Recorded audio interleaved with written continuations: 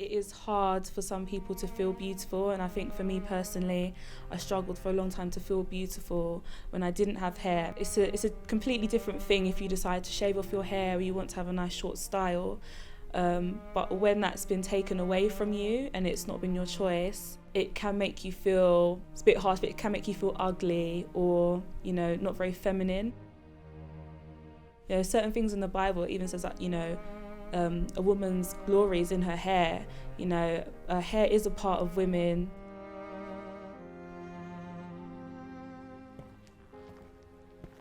My name is Fiona Dunn, and I'm currently an optical assistant in a small independent optician.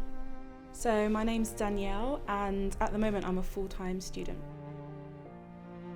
Alopecia is essentially hair loss, and my understanding of it is it's an autoimmune disorder where basically your body attacks the hair follicles because it thinks it's a foreign body, causing your hair to fall out. I've gone from just the typical areata, where it's just little patches all over the head, to a more all over hair loss, which is pretty hard to disguise. You know. I've had alopecia since I was a little girl, so probably just under 20 years now, on and off.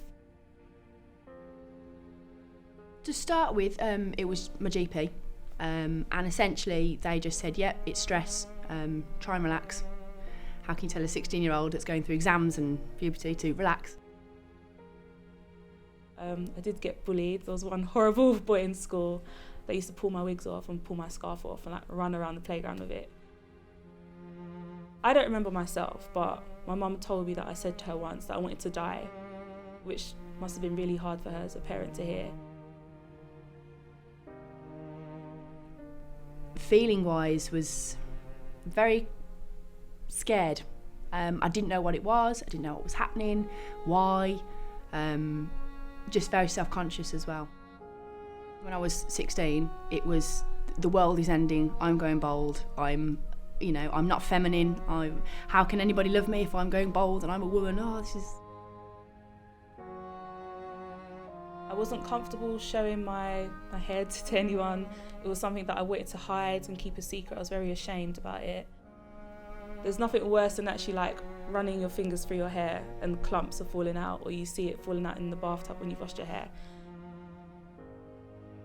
Well, it's definitely changed me. I think anyone going through alopecia, you can't remain unchanged. Having alopecia growing up as a kid and then as a teenager, I suppose I lacked confidence, and it was something that made me feel down quite a bit. But because I've had it for so long now, I've realised that it's a part of my life. It's something that I have to deal with, and it doesn't take away from who I am as a person. Yeah, you know, I'm still me. I just want to try and help other people. I'm in a place now where I'm quite confident. It doesn't really affect my day-to-day life, but I know there are people out there, women especially, that are really, really struggling.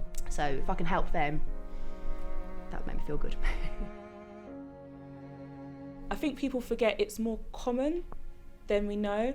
Sometimes you can feel like you're the only person with alopecia, but I think as I've grown up, I've met more people.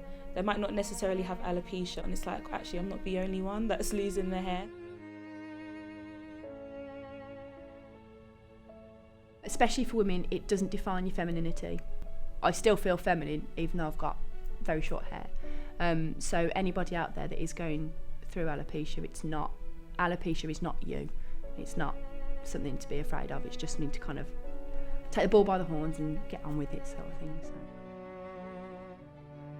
And I feel that, you know, Christianity, my faith, has really helped me in my journey having alopecia, being able to pray about it, talk to God about it, and have that peace.